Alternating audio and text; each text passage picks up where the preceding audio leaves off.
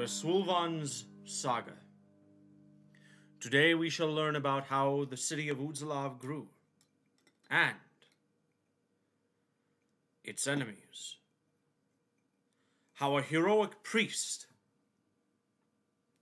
eventually led to the foundation of Wolverse. One thing of what I said was false. Which is it? You do not know yet.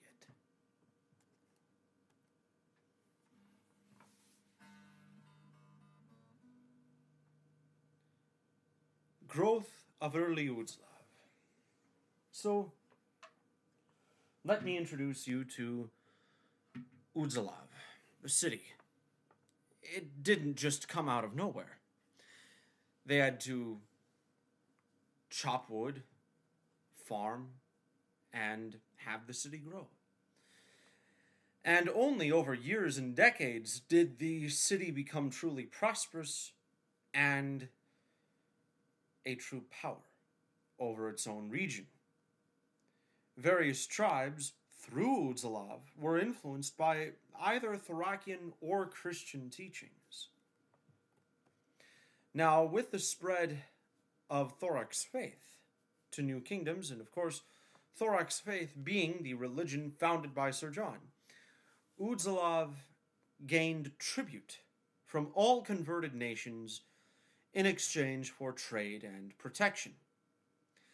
But there became a massive problem with theology because every kingdom had their own state priest, often with a minimal link to Uzalav. This led to many contradictions.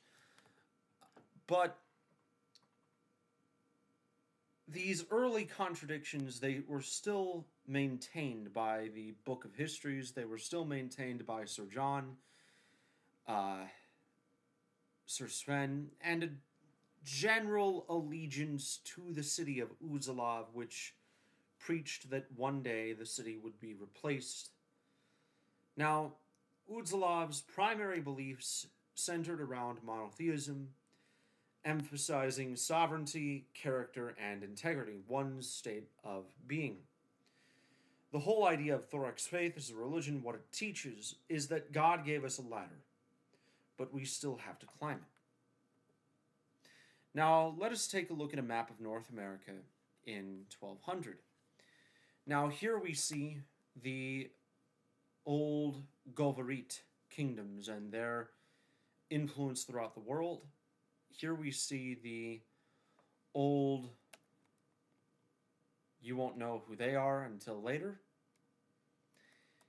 You see the Nafsirian kingdoms, and you see here the great empire of Zhongtangland. This country you don't know about, but these kingdoms, they are the Wolcadic kingdoms. And by Wolcadic, it doesn't mean that they are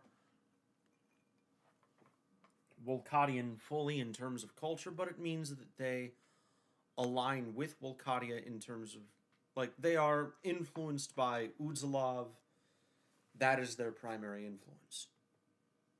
Now, let us introduce you to this whole bunch. Now, early Wolcadia was made up of a bunch of kingdoms with varying beliefs. Some were Christian, some were Thracian, some were pagan, some were a mix. The Nashkraltu were among the latest of the kingdoms that have been observed, but they were definitely demonic. Part of their pantheon is Ishuv, the quote-unquote god of human sacrifice. Ishuv is a bastardized version of Jesus. And so again, the early Christians who came alongside Sir Sven in the journey, who spread Christianity as well throughout some of these kingdoms, that is how the Nashkraltu became followers of Ishuv. Now, the Nashkraltu atrocities, they were pretty horrendous. They included human sacrifice, rampant acts of state-sanctioned pedophilia, economic enslavement of captive workers, especially men, and matriarchal behavior. While it's true that on paper men had the power, women controlled most of what men did. by essentially stating, you engage in this action, you're being unfaithful.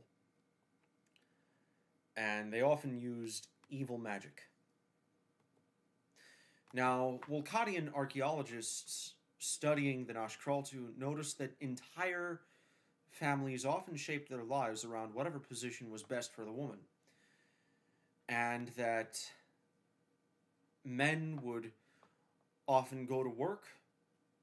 In theory, they were very wealthy. In reality, none of that wealth was really their own. And the woman would dictate exactly how that wealth is spent, and the men would have allowances of that wealth. And this is often because these women made deals with demons to enslave people using dark magic produced by successful human sacrifices. Now, if we witness this map of North America here, we notice that the red here, that is the Nashkraltu, they expanded to the north, and that the Wolcotic kingdoms are kind of screwed. So, what is this kingdom here in purple in Arkansas? That is the kingdom of Havrak. And that we shall learn of. The Havrak dynasty was a small nation in the edge of Wolcotic territory close to most Nafsirian kingdoms. Traditionally, it was a pagan tribe that worshipped nature spirits, but when they adopted their first cities, when they gained a lordship, they allowed many religions in, and many sects of Thorax faith, many Christian sects, and all of that. And the land became ethnically diverse, yet largely corrupted due to merchants trading with the Nashkraltu. This changed when one man named Résulvan was tired of local corruption and converted to Christianity. Upon his conversion, he gained a very fiery passion to destroy anything heretical and against church teaching, using what remained of the Bible as a blueprint. He saw himself as a new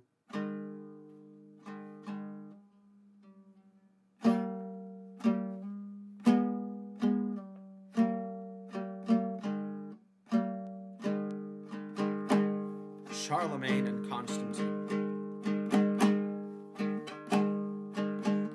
Whose love has fallen, billions must read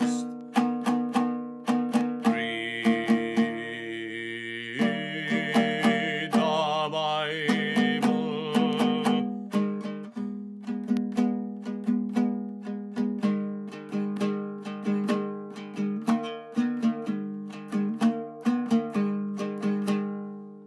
That is essentially Résulvan's attitude. Uzalov has fallen, billions must read the Bible. Now, Résulvan's first action was to clean up shop and fix his personal life. Then he moved to purify his nation. It started in his kingdom. Merchants, degenerates, and prostitutes were arrested. He cleaned up shop and eliminated people who frankly deserved to be eliminated. Then he moved to conquer neighboring kingdoms to spread Christianity. The first 9 kingdoms he conquered were hives of villainy and corruption, utterly deserving Résulvan's most brutal of crusades, but the 10th kingdom was not such a barbarian land. It was a proud and noble kingdom, just like that of Résulvan, but they were dedicated to Thorax faith. When Résulvan's army crossed into the 10th kingdom, he lost his first major battle.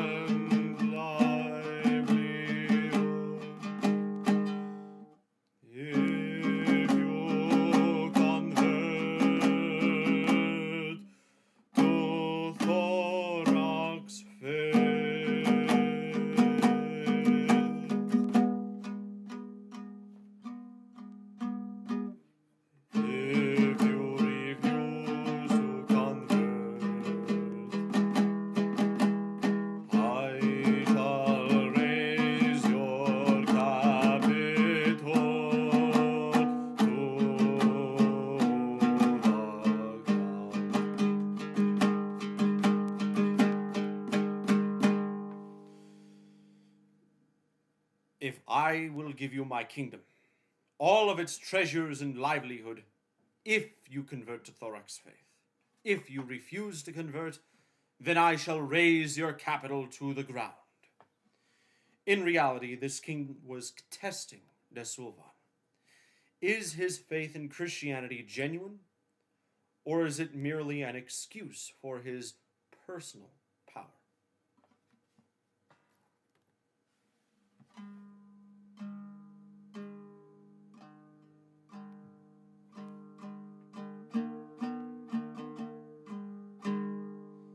Résulvan's Christian faith was genuine, but it was of a warlord, not a martyr. His first major loss caused him to have a moment of doubt. Upon his moment of doubt, he became open to being convinced, and he asked for a debate. Thus, the battlefield became a land of intellectual rigor, in which the greatest Christian and Thracian theologians discussed for ages. And keep in mind, in regards to Christianity, it is a bastardized version of Christianity because they didn't have all the church teachings, all of the Bibles, and all that. But still, the debate was there, and Christianity had its core essence. Now, one night, Résulvan spoke to a wise nomadic elder who told him a vision of the future. If Résulvan remains Christian, he will succeed in all future battles, but the soul of his kingdom will be lost. And no matter how zealous of a purifier he would be, he'd just never be able to conquer the Nashkraltu. But Résulvan asked, what if I convert?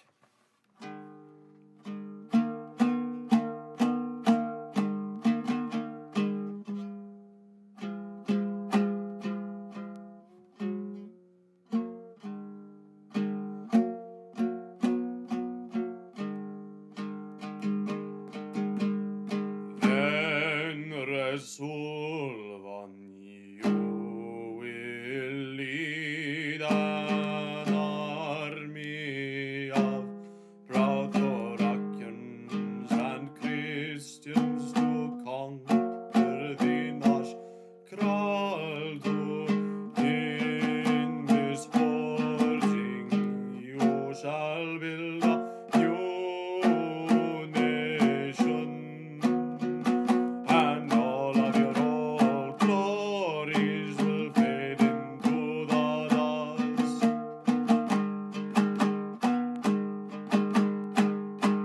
Then, Résulvan, you will lead an army of proud Thracians and Christians to conquer the Nashkraltu. In this forging you shall build a new nation, and all of your old glories will fade into the dust. In short, Résulvan only converted to Thorax faith when it would do good at his own expense, and in this he refused to be a monstrous warlord. Now, Résulvan's conversion to Thorax faith established his role as the new leader of an alliance, the Iron Coalition, against the Nashkraltu. And even the most cowardly backstabbers joined, if only to protect themselves. The bulk of the army did most of the fighting in a desperate losing battle, but Résulvan gathered 200 brave soldiers to sneak behind enemy lines and siege their capital directly. He gathered his men at the Nashkraltu capital of Ivarstot. His men.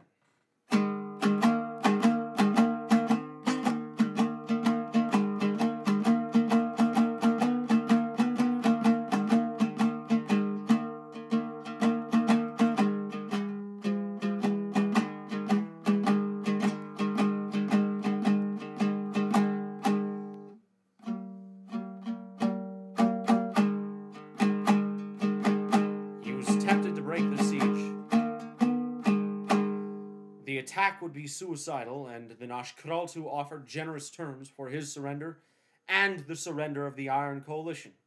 But he did not. Instead of fighting, he ordered his men to stand back and pray to God, for only he, who is beyond all, could solve it.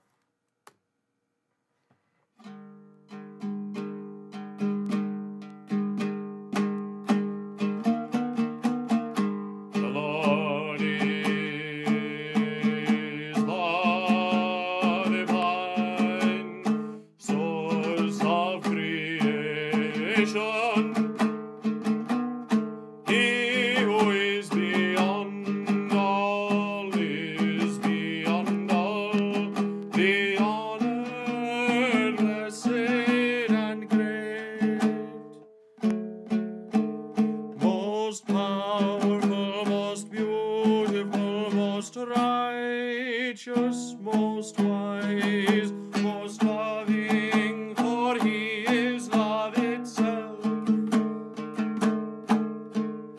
Amen.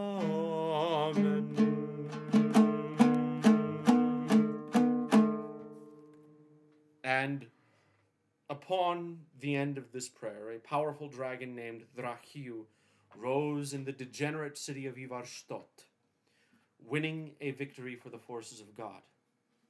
The city was razed along with the rest of the Nashkraltu, and their people were forcibly converted to Thorak's faith. Résulvan later resettled the people of Havrak to that city. The city of Ivarstodt was renamed to Koronis, and Résulvan became king to all peoples in the land. Koronis was then turned into a massive city of the arts, headquarters of Thorak's faith, and an administrative center. The new kingdom is called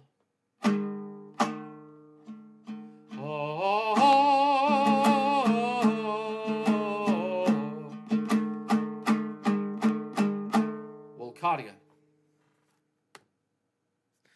Now for timeline, 1 YSJ is 1134 AD. And that is the end of it so far. We have now finished Act 1. Remember our prayer, pray to God, and may all our future battles be victorious. God bless you all.